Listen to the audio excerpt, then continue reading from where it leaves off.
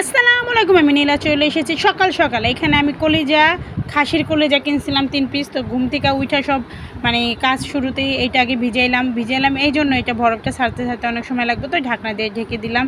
তো এখন চুলাগুলো আমি পরিষ্কার করে নিব। তো চুলাগুলো সুন্দর করে পরিষ্কার করে নিতেছি।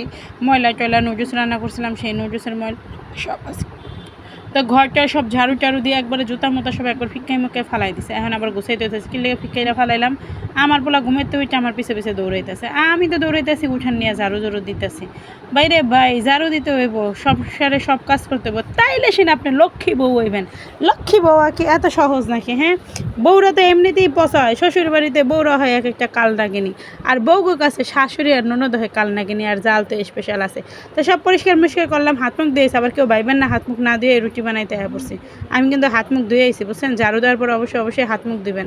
তারপরে এই যে লাল আটার একদম হোমমেড লাল আটা, জানি না হোমমেড না কি মোট জানি না, যাই হোক তরকারি আবার দিয়ে দিলাম। তো এই রুটি গরম গরম ফুলকো ফুলকো রুটি। আমাদের বাড়িতে ঈদের দিনও কিন্তু রুটি খাওয়া হয়। আপনাদের বাড়িতে কি খাওয়া হয়?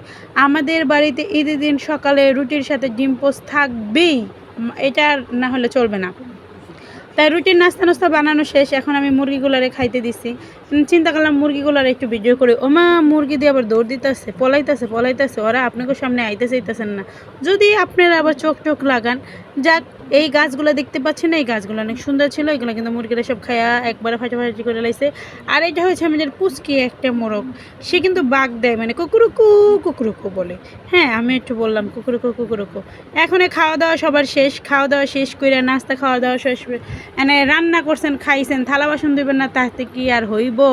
এই যে নুডলস রান্না করছি, তা আবার সব খাইয়া শেষ করতে পারে না আমার ছেলে দুইটা।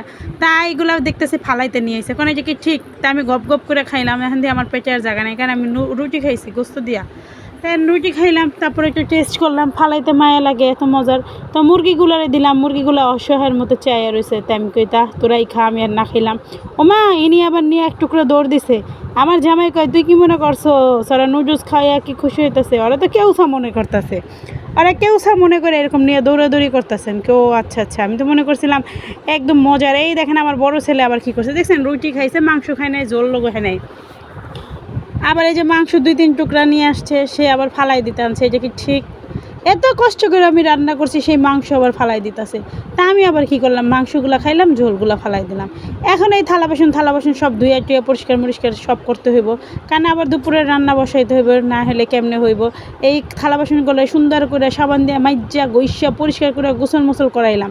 এখন আবার এখন চা না খেলে হয়? নাস্তার পর একটা চা তো অবশ্যই দরকার। কিন্তু চা কিন্তু আমি খাই না। চা আমার একদম পছন্দ না, বুঝতে পারছেন? আমি কিন্তু চা একদমই পছন্দ করি না। এটা আমার হাজব্যান্ডের জন্য চা। তো আমার হাজব্যান্ডের আবার একটু চা না দিলে হয় না। তো ওই যে দেখছিলেন কলিজাগুলো ভিজাই রাখছিলাম, এখন এইগুলো আমি টুইনা যুদ্ধ করে ছুটাইতেছি। তো তেল মেল সব পরিষ্কার করতেছি। হ্যাঁ, এগুলো সব পরিষ্কার করা শেষ। এই যে এত কাজ করি, তারপর লক্ষ্মী বউ হইতে পারি না। আর আপনারা কাজ কাম না করে চান লক্ষ্মী বউ হইবেন? এই যে দেখতে পাচ্ছেন খাসির কলিজা, এটা খাইতে কি মজা, টেস্টি, অনেক টেস্টি। তো এই যে খাসির কলিজাগুলো এখন সুন্দর করে ধুয়ে টুয়ে কেটে কুটে পরিষ্কার করে সেদ্ধ মেদ্ধ কইরা তারপরে জামুগা রান্না করতে, বুঝছেন? এই যে রান্না করতে আইসা বললাম, সব পরিষ্কার করা শেষ। তো এখন এই মশলাপাতি যা আছে সব দিয়ে দিবেন, একবারে ঘরে যা আছে সব দিয়ে দেবেন। এই যে আমার রান্না কিন্তু হইয়াও গেছে। এখন রান্না হয়ে গেছে, বেশ ভালো কথা। ডাইকে দিয়ে থুয়ে দিলাম। এই ডাইকে দিয়ে থুয়ে দিলে কি হইব? আমি একটু খাই দেখি। অনেকে বলে কি ভয়েস দিছে বাবার বাড়ি থাকতে যে মেয়ে কষা মাংস খাইতো, সে এখন শ্বশুরবাড়ি রান্না করে। কেন ভাই, শ্বশুরবাড়ি বসে তোরা খাইতে কে না করছে? আমি আমার মার ঘরেও খাইছি, আমার স্বামীর ঘরেও খাইতেছি। তাই সব শেষ। বিকালবেলা আমরা জামাই বউ পোলাপাই নিয়ে দিছি একটা দৌড়। আরে দৌড় বলতে অটোতে, ওইটা পায়ে দৌড় দিই নাই। এখন আমরা সবাই মিল্লা, রিক্সা না তো অটোতে, এখন আমরা সবাই মিল্লা চলে গেলাম সেই উপজেলায়, আমাদের উপজেলায়। আমরা পদ্মার পারে চলে গেলাম। এখনও যাই নাই, কিন্তু এখন আমরা উপজেলার ভিতরেই আছি। তো আপনারা আমাদের সাথে দেখতেই থাকেন। আমরা কিন্তু এখন গাড়িতে পদ্মার পারে চলে যাচ্ছি। তো পদ্মার পরে চলেন। এই যে দেখেন, পদ্মার পরে এসে দেখি বাতাসে সেই লেভেলের ঢেউ আর ঢেউ, আর মাটি ঢেকে যেতেছে। আমার জামাই এনে একটা সিনেমা করছে। সিনেমা বলতে কি জানেন, আমার গাড্ডা ধইরা পানির মধ্যে ফালাই দিতে লেছে এই মুহূর্তে। পরে তো আমি দিছি একটা চিল্লানি। আমার জামাই কয় তুই নিজেই তো সিনেমার নায়িকা হয়ে গেলে এটা কোনো কথা, এটা কি ঠিক কন? এই দেখেন এক পালের গরুরা সবাই নৌকা নিয়ে ট্রলার নিয়ে যাইতেছে, এরা আবার সুন্দর করে গাড়ি ঘুরি নিয়ে বাইরে বাই পদ্মার পাড়ে গেলাম না গাড়ির শোরুমে গেলাম বুঝলাম না কিচ্ছু। তো এই যে যাচ্ছি আমরা এখন সামনে, এখানে গাড়ি আর মানুষের জ্বালায় থাকা যাচ্ছে না। আপনাদের তো আমি ভিডিও করে দেখে এনে জাস্ট কিছু মোটরসাইকেল, এরা আবার দুজনে মিলে অটোরে ধাক্কায় দেখে নিয়ে যাইতেছে। এখানে আবার দেখেন এইগুলোর কি বলে জানো, এগুলোর কি বলে রাহিব? এগুলোর বাবুল ফুলায়। তো বাচ্চাদের কাছ থেকে মানে নেশা লাগে, বাপের পকেট দিয়ে কেমনি টাকা বাইর করতে হবে তার জন্য হেরা এই জায়গায় বসে পড়ছে। ওমা এরা কারা? এরা দেখি আবার কক্সবাজারের ফিলিংস নিচ্ছে, দেখতে পাচ্ছেন? আর বাচ্চা যারা কেমনে সুবাইতেছে, এটা কি ঠিক?